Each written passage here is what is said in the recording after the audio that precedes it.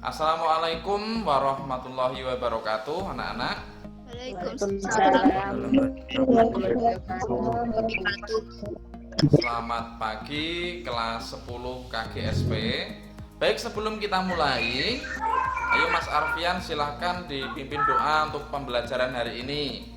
Mari teman-teman melaksanakan pembelajaran. Baiknya membaca doa terlebih dahulu. Baca doa mulai. Selesai. Terima kasih Mas Arfian telah memimpin doa. Kemudian anak-anak, setelah ini nanti kalian mengisi daftar hadir ya di classroom, nanti saya buat. Kita mulai. Nah, sudah terlihat?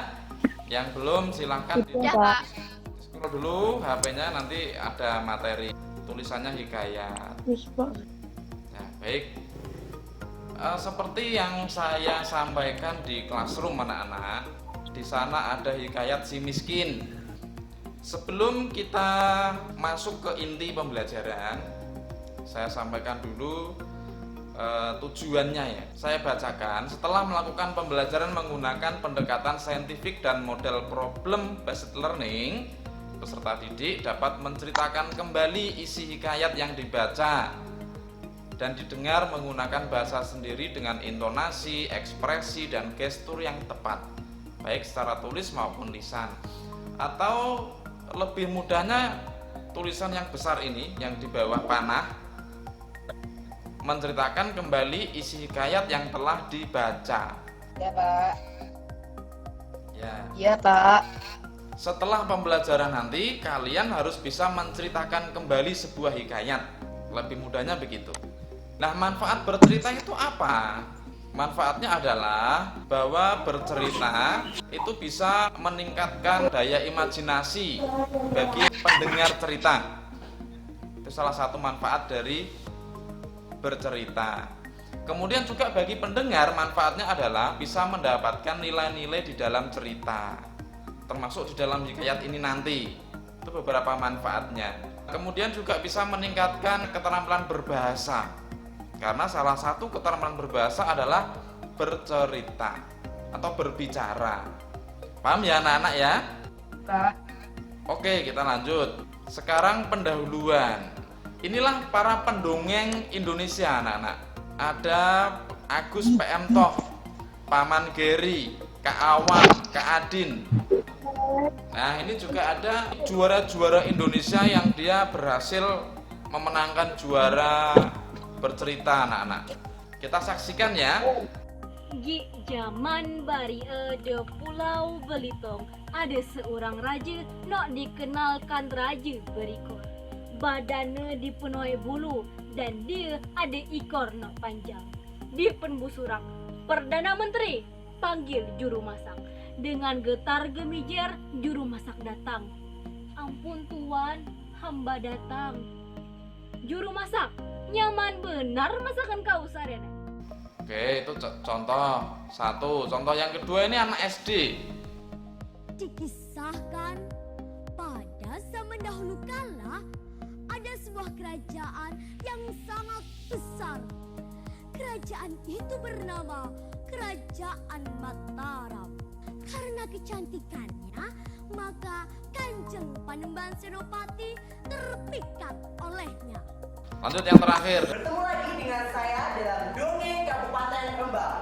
Pada kesempatan ini, saya akan menceritakan sebuah dongeng yang berjudul Asal Usul Desa Kalio.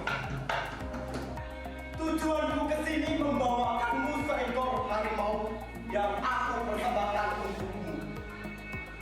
Terimalah lamaranku, Ninyori. Ya, cukup. Kalian harus bisa bercerita seperti teman-teman kita tadi ya, begitu ekspresif. Tujuan kita tadi kan menceritakan kembali isi hikayat. Sebagai contoh 3 video tadi itu sebagai acuan kalian ya. Sebelum ketiga orang tadi bercerita, langkah apa yang harus dia lakukan anak-anak? Mencatat pesan yang tercantum dalam cerita, Pak. menentukan Motif Gagasan pokok. Pik, gagasan pokok, betul. Gagasan pokok. Ya. Apalagi? Pokok. Alur. Alur, betul. Sebelum menghasilkan sebuah cerita, seseorang itu harus melalui beberapa langkah. Inilah langkah-langkah sebelum kita bisa menceritakan sebuah hikayat. Atau lebih mudahnya seperti ini prosesnya. Pertama itu membaca dulu, hikayatnya dibaca. Kemudian langkah kedua adalah mencatat tema, penokohan, latar, dan alur. Hikayat Si Miskin itu coba kalian tentukan temanya apa, penokohannya bagaimana, kemudian latarnya di mana, dan alurnya seperti apa. Silahkan kalian tentukan tema, penokohan, latar, dan alur. Waktunya 20 menit.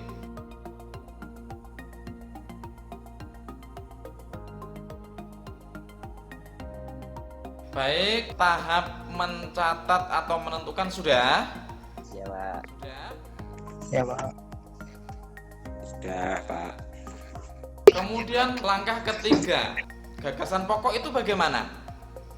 Inti dari cerita. Bagus. Pokok-pokok cerita yang secara garis besar begitu. Silahkan sekarang dibuat gagasan pokok cerita. Waktunya 15 menit.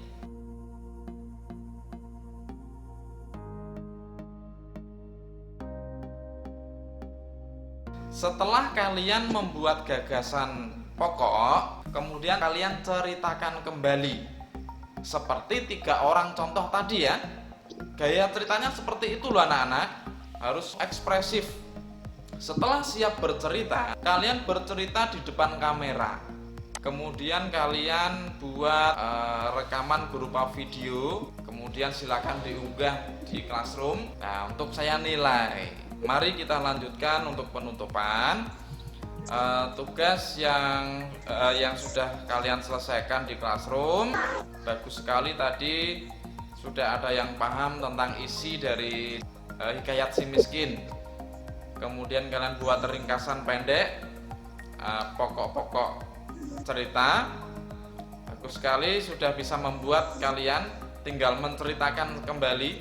Nah, menceritakan kembalinya nanti dalam bentuk video, silakan dibuat.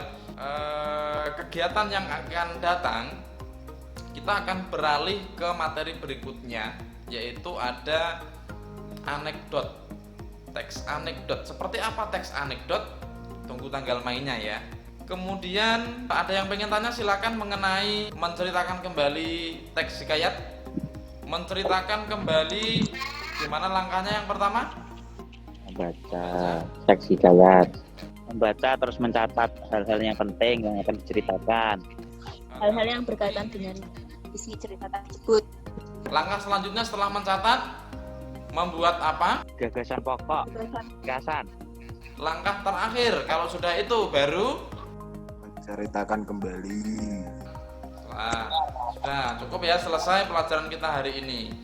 Manfaatkan waktu ketika di rumah, waktu senggang untuk membaca. Membaca apa saja? Salah satunya adalah membaca hikayat atau membaca cerita, supaya kita bisa menemukan nilai-nilai di dalam cerita itu untuk kita terapkan di kehidupan sehari-hari. Ayo kita tutup pelajaran hari ini dengan berdoa dipimpin Mas Ahdian. Bismillahirrahmanirrahim. Kegiatan belajar alangkah baik kita berdoa. Berdoa menurut keyakinan masing-masing. Berdoa mulai. Berdoa selesai. Ya, terima kasih Mas Ahdiat yang sudah menutup pelajaran hari ini dengan berdoa. Selamat melanjutkan aktivitas hari ini anak-anak. Tetap semangat belajar di rumah. Warahmatullahi wabarakatuh. Ya, Pak. Waalaikumsalam warahmatullahi wabarakatuh.